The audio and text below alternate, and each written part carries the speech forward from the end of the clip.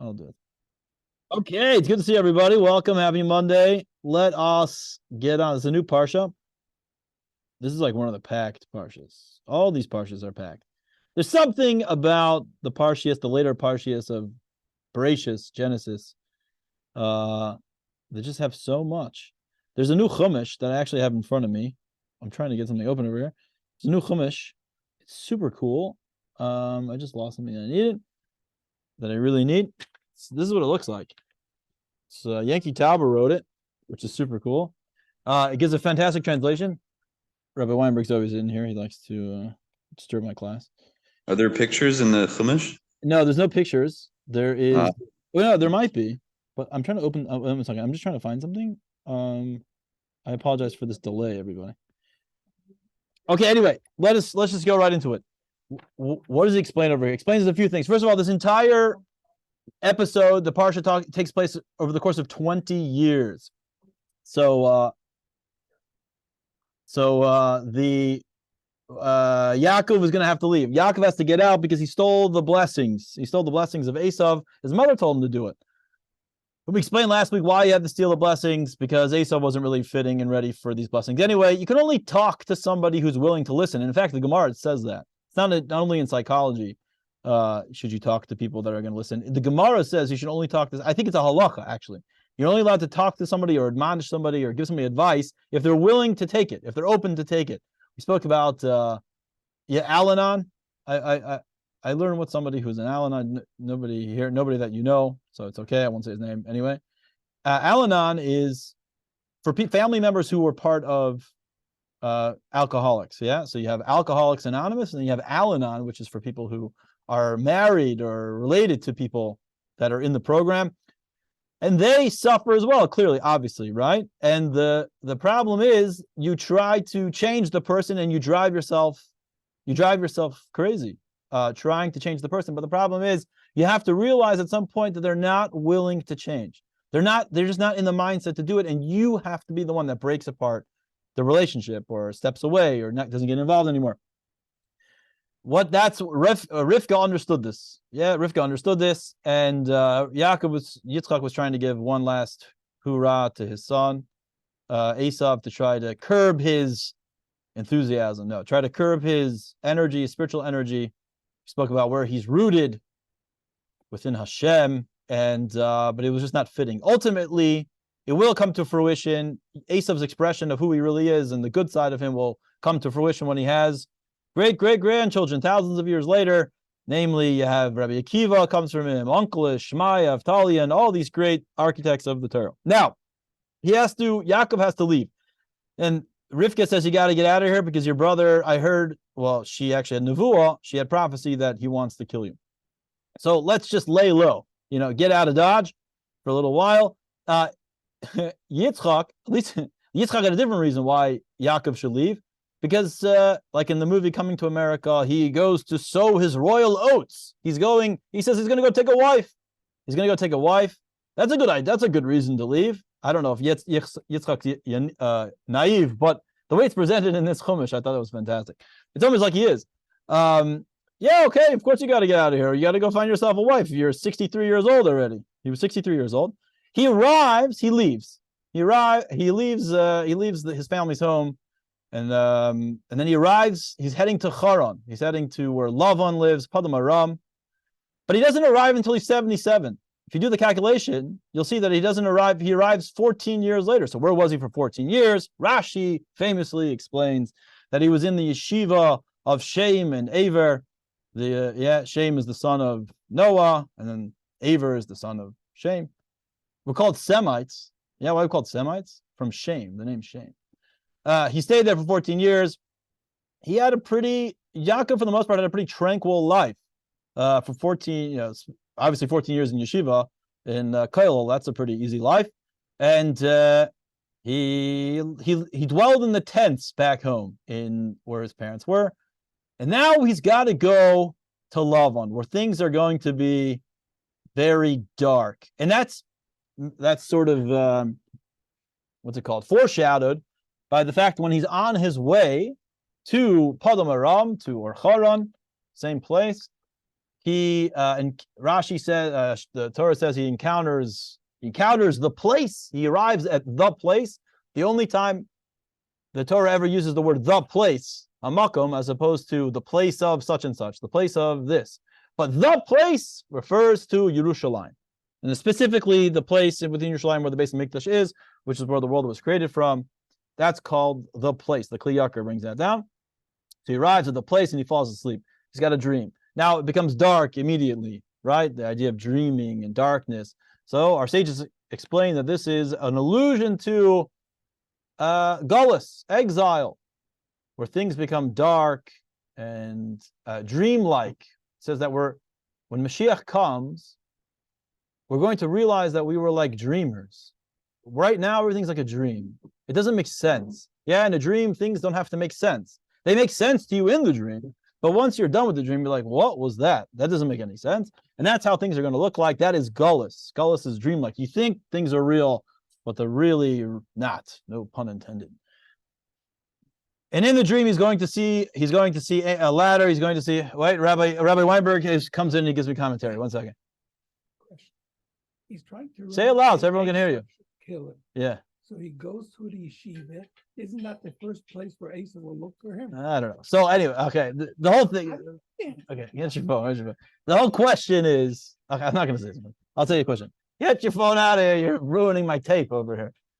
Rabbi, so he goes and he has this dream. And what does he see in this dream? He sees angels going up, angels going down. It's a 4-rung ladder. The Zohar tells us that this ladder represents davening prayer. There's the 4 rungs of prayer. I've never experienced it myself, to be honest. But there are 4 rungs of prayer. The 4 rungs represent the 4 different worlds. The world starts. What is a ladder? A ladder starts on the ground. You wake up in the morning. You're on the ground. You're very physical. You're in the ground, and you try to ascend throughout the day. The day gets holier.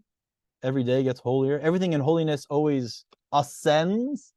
I always explain, like on Shabbos, for example. When's the holiest moment of Shabbos? The moment before Shabbos comes out. When's the holiest moment of Yom Kippur? Ne'ilah. People think Kol Nidre. The beginning of Shabbos or the beginning of Yom Kippur is the holiest. No! The reason why we feel most holy at that time is because there's a contrast. There's such a contrast from the mundane to the holy. When you go from the mundane to the holy, you feel like, wow, I feel so holy. But the truth is, if you're really in tune, you will constantly feel more and more holy because it becomes more and more holy. Anyway, so he sees this ladder. He sees the things are going up and down. One of the explanations of these angels going up and down, skip something, but one of these things that the angels going up and down says that they were telling him, Yaakov, all your life you were going up. Yeah, you were ascending in holiness, and now you're going to go down. You're about to go into materialism, and you're going to have to deal with the world, and you're going to be dealing with things that you never thought you're going to have to deal with. He's going to become a shepherd. Rabbi Silverberg says, Yaakov becoming a shepherd is like me becoming a mechanic. It makes no sense. I just thought that was a great line. Whatever, Rabbi Silverberg is just like a funny line. Anyway, there has entered. Let's see his commentaries. So he goes, and one of the things he says that he encountered the place. Yeah, when he enters this what's going to be Har Moriah, Mount Moriah, which is where Yerushalayim is. I mean, where the Beis Hamikdash is in Yerushalayim. Says he encountered it. Rashi says encountered means he davened, he prayed, and what did he pray? He prayed the Mariv prayer. What is the Mariv prayer? 1 second. What is the Mariv prayer? So the Mariv prayer, was always a. First of all, what does that have to do with Yaakov? Mariv deals with the darkness. There's no greater forefather that dealt with darkness, fought with darkness like Jacob did, like Yaakov did, constantly. He's about to go on a 20-year, unbelievable ups and downs, deceptions. That's why why the angels go ups and downs. He's going to have a lot of ups and a lot of downs. The highs are going to be high and the lows are going to be very, very low. He's the one that fought with darkness. I don't exactly know until when. Maybe somebody knows. But Mariv was optional. The evening prayer was an optional prayer. So we know Shachris and Mincha, the morning prayer and the evening and the afternoon prayer correspond to the 2 times we would give sacrifices in the temple. We do a lot of things to remember the temple. We wash our hands before bread to remember the temple. A lot of things we do. We break the glass under the chuppah for the temple. So we have to, these are established by the sages. You have to do Shachris and Mincha, morning and afternoon. Now, Mariv was sort of an optional prayer, and then it became non-optional. I don't exactly remember when.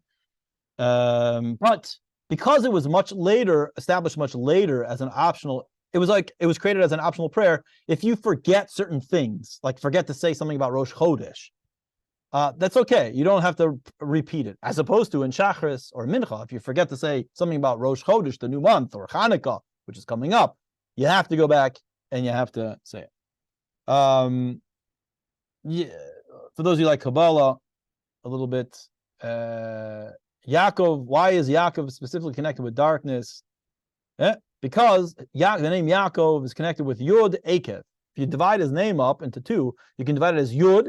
Yud is the smallest letter, but always represents, according to Kabbalah, it represents the Chachma of Hashem, the deepest parts of Hashem.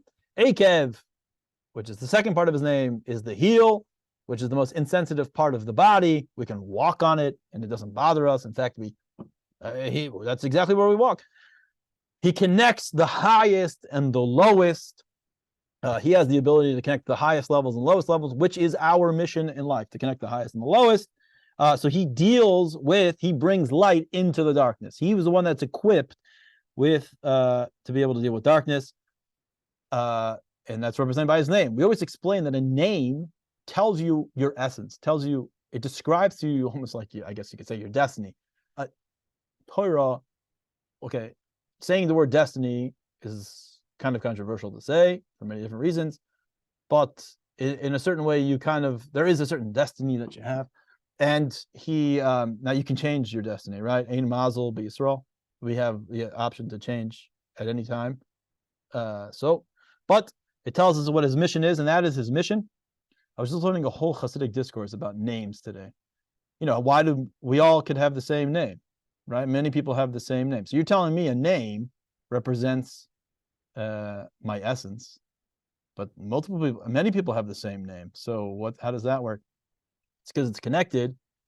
A name is really connected. The reason why it could have multiple people's names is because it's connected. It's rooted in a source that's above revelation, which actually fits with the parsha this is very Kabbalistic, the level of lavnunus, which we're going to talk about at the very end. Lavnunus is the part where the soul has not taken any expression. It's not expressed anything yet. There's no parts to it yet. It's hasn't taken a road. Yeah, once you start revealing yourself, you've sort of like you've taken routes. Yeah, you express yourself differently to different people. Okay, there's a level called lavnunus, which is before any of that level of expression. So we'll get to that at the end. Save that, minimize that window, and we'll come back to it in a moment. Okay, so we said that there's the ladder. The ladder represents the four rungs. With the four worlds. You have to understand these four worlds are not spatial, right? These are frequencies, you could probably say. It's all right here. Something that the four worlds are all right here. Gan Eden, the Garden of Eden, the world to come is actually right here. We're just not within that frequency. A tzaddik, a righteous person, lives in both worlds at the same time. That's what's amazing. Let me just tell a quick story about that.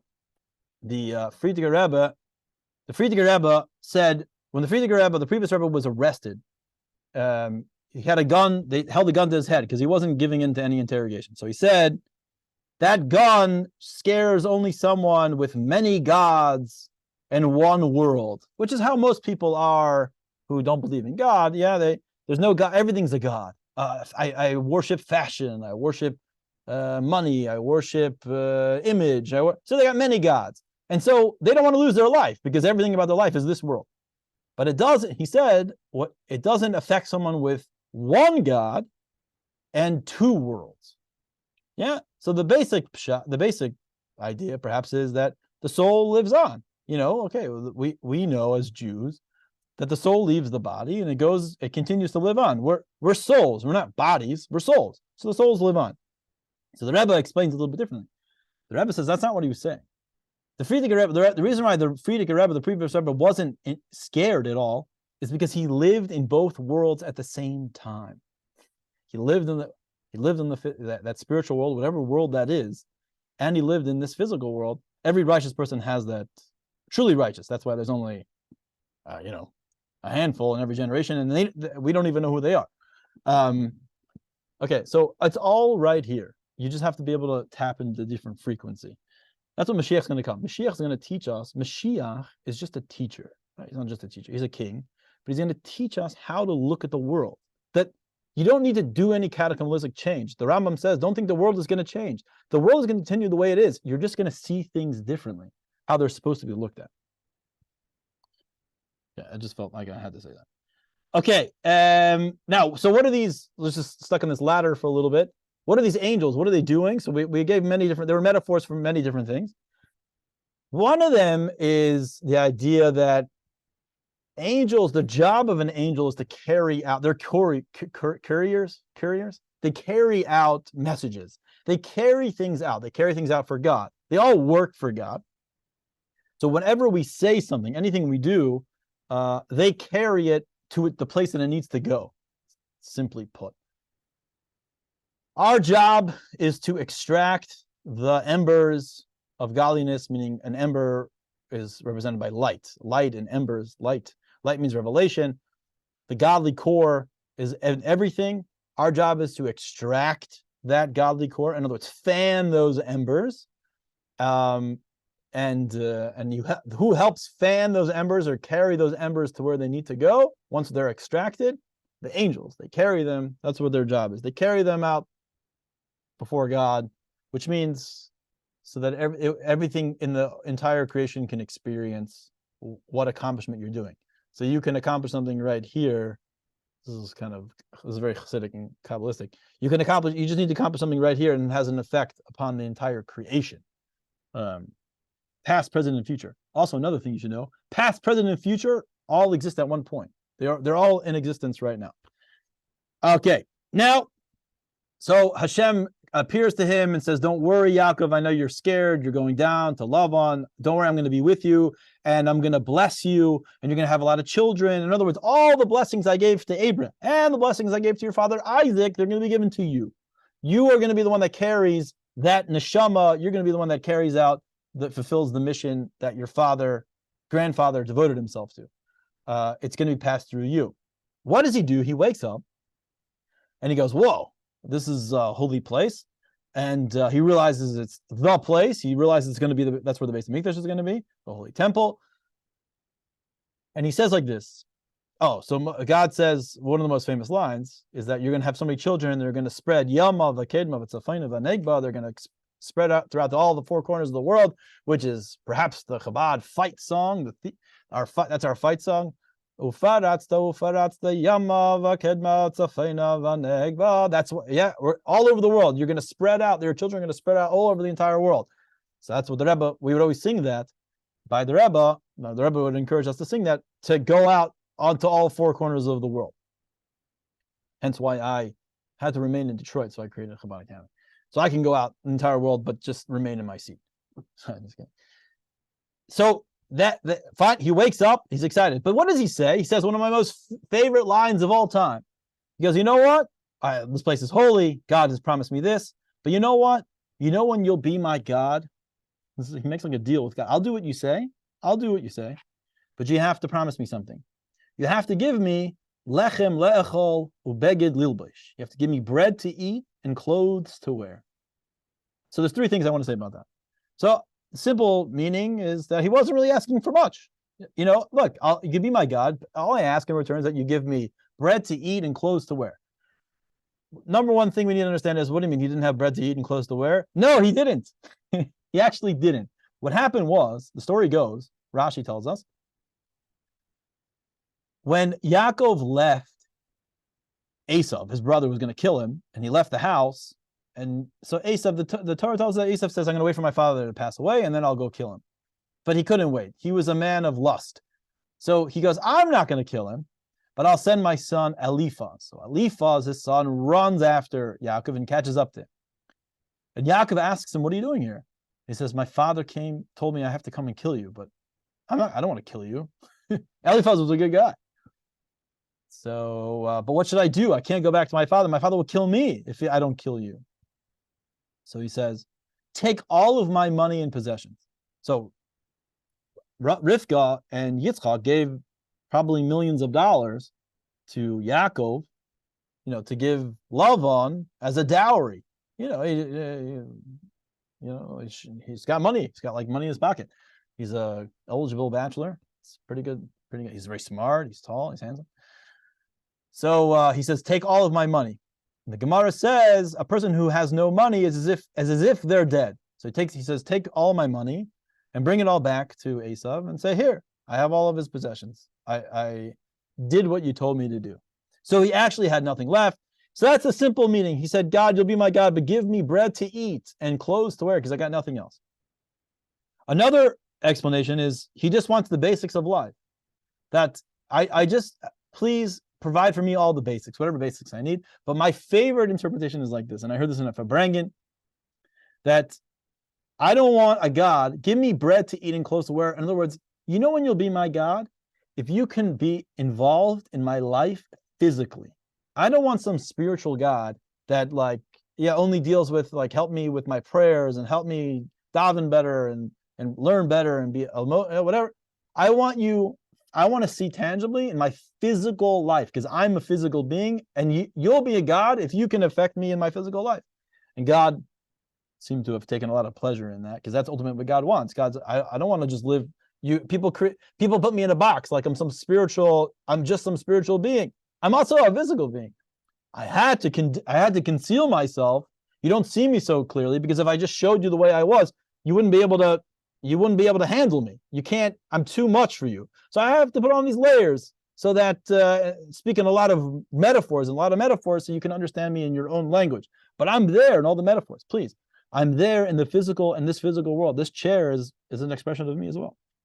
Okay, we see over here that the Alvais had to make all their money, all their own money again.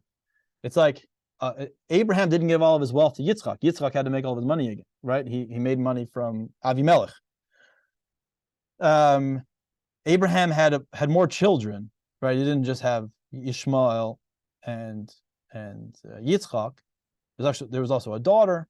Right? The Gemara brings down he had a daughter, but then they had other children. He had other children with Keturah, and he gave them each an inheritance, like a nice sum of money.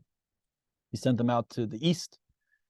He brought them black magic, but Yitzchak didn't get much money. So Yitzchak had to make his own money. Then you see Yaakov loses his money again. Hashem set it up that way because you got to work hard. I guess you got to start over. And generational wealth. God doesn't believe in generational wealth. Just like Lahavdil, Warren Buffett gives his kids like nothing. They're not very happy about that. I've seen documentaries. Anyway, so he becomes a shepherd. Oh, what happens is he goes down, he goes to Charon, and he says, he sees these guys, these shepherds hanging around. He says, my brothers, what are you guys being all lazy for? So the Netziv, who's the Rosh Hashiva, the Netziv, which is the Rosh Hashiva of Volozhin, I believe. So he says, from here we learn the fact that Yaakov called strangers, not Jews, anybody, his brothers. You have to be friendly to everyone, every single type of person. We know the Baal Shem Tov loved every creation, every part of creation, even a bug. It says the Alter Rebbe once moved this chair back and killed a bug, and he cried. So he says, what are you guys doing? You're being all lazy. Fine. But ultimately, they said, we're not really being lazy, but if you can help us out, that'd be great. He finds out that they work for Lavan, and Rachel comes out. And, okay, so Lavan comes out, and Lavan is a horrible, deceitful lowlife. Now, he's a horrible, deceitful lowlife because whenever you see horrible, deceitful lowlife in your life, you have to know, warning signs going off, they're rooted in something very, very deep. They're rooted very deep within God, very high, and anything very high falls very low, right? We explained that the parable that's given in the Gemara is like, imagine a brick wall, or stone wall. Which stone is going to fall furthest when the wall falls over? Which stone is going to fall furthest away from where it started? The higher, the ones on the highest, they're the highest ones. The ones that are high, they're going to fall very far. So whenever you see a big low life in your life, They're rooted very deep within Hashem. Doesn't mean you can, deal with them, but at least you can take some comfort in that, perhaps a little bit, that you met somebody very, very holy. It's just very, very hidden. They don't even know. He says, I want to marry Rachel, and God says, a lot of things happen, but we don't have much time. God says, I can't, okay. I mean, it's God. Lavan says, you got to work for me for 7 years. And then they pulled the old switcheroo. When it comes time to get to marry Rachel, Leah is actually there. They used to wear very thick veils. He knew that there was going to be some problems. He expected Lavan to be very deceitful, so he gave, special signs for Rachel to let him know while under the chuppah that, like some baseball signs, whatever. They let him know that this is really the one, that it's Rachel, don't worry. So Rachel gave it to Leah. Why? Because she didn't want Leah to be embarrassed. Now, this act is no small act. It's not just like, oh, that was really nice, or like, wow. This was cataclysmic. This had the greatest impact. This is arguably one of the most greatest sacrifices in all of Torah. It's comparable to the Akedah, the binding of Isaac that Abraham had to do. Why is that? Because if Abraham would have killed his son, it's true, it would have been a complete tragedy, and it was an incredible test, and it's considered the greatest test of all time because he was the first one to have to do it. But things would have moved on. That's the thing. Abraham, in a certain sense, would have moved on in life, and perhaps there would have been some sort of joy. I don't know, because he was so in tune with God. He did exactly what God wanted. And Isaac, this is the way it's explained, Isaac would have gone to heaven. He would have gone to Gan Eden, and perhaps there'll be some comfort in that. What Rachel did, she was giving up her, she was going to live for another 100 years. And what would have happened is she would have had to have married Esau. She thought that my sister can't handle it. I'm going to marry Esau. It's not just she would have been in prison, it's psychological torture.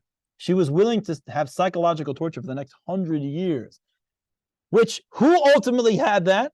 Okay, so fine, she did it, and that had made such an impact that she told to God, I'm willing to give up my natural jealousy.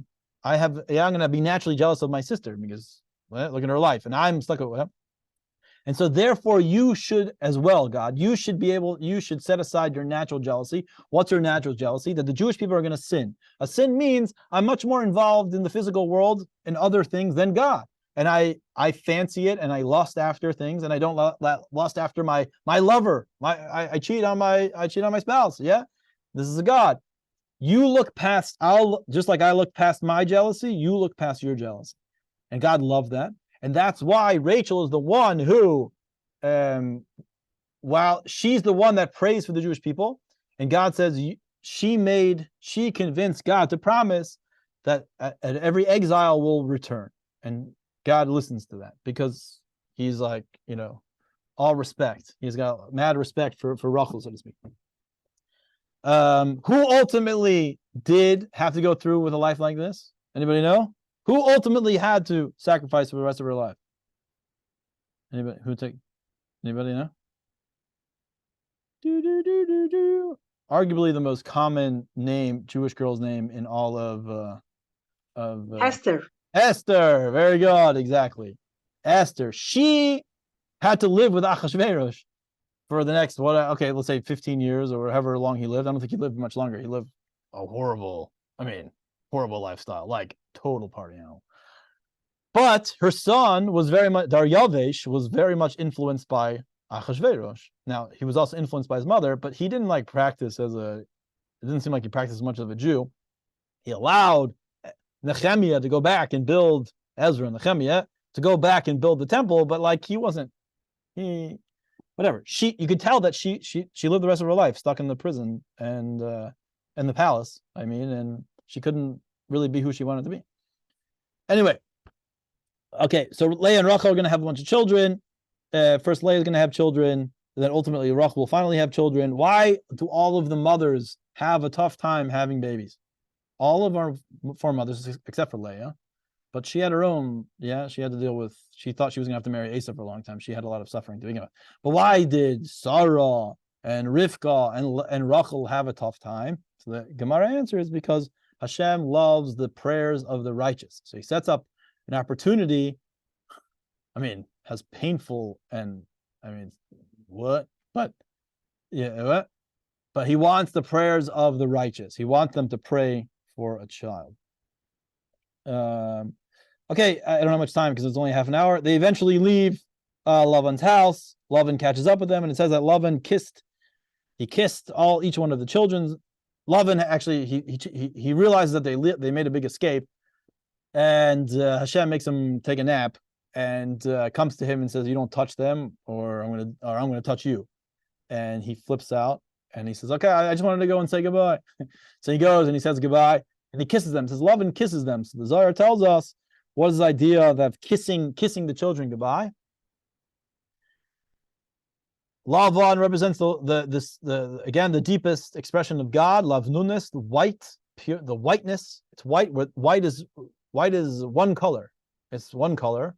Yeah, and that's why it's always considered like white. There's nothing else. There's no murkav, as it's called in Hebrew. Murkav means like mixing. There's nothing mixed in. It's the pure essence.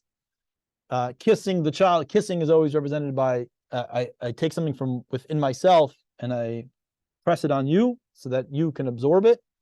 And that's the idea of kissing the children means I'm taking the deepest essence, something which pure, which has no parts to it, and putting it into parts that will spread. Yeah, these are the children that are going to spread across the entire world.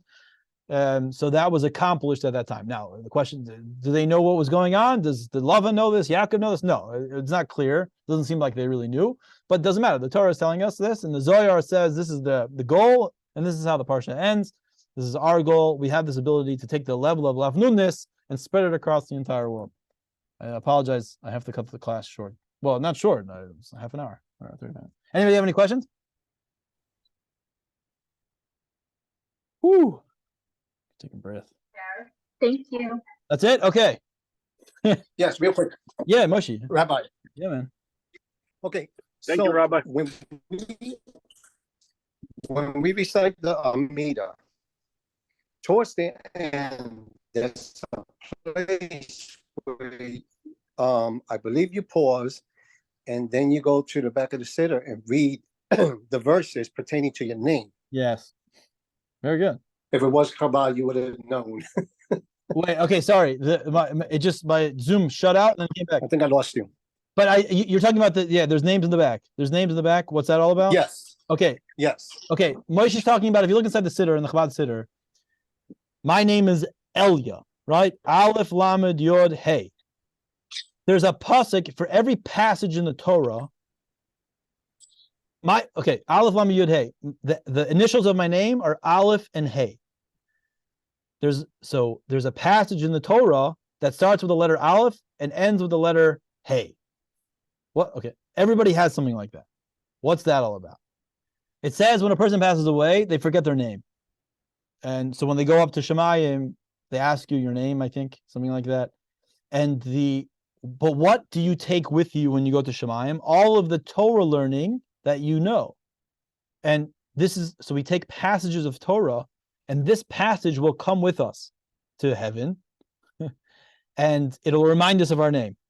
So we say it to remember. That's one of the reasons. We say it so that we'll recall it when we have to go into the world of, hopefully we won't, Mashiach will come. But we have to go for a short period of time until we come back, we can remember our name. I don't know much more details about it. That's what I know.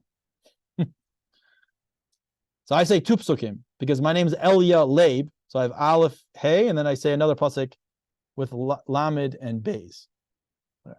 Elia Leib. Okay. Is that good, Moshe?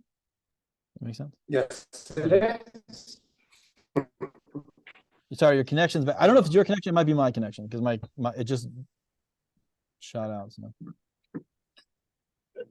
Thanks, Elliot. It was great. Oh yeah, Susie, I love your picture. Wait, Oh, it was great.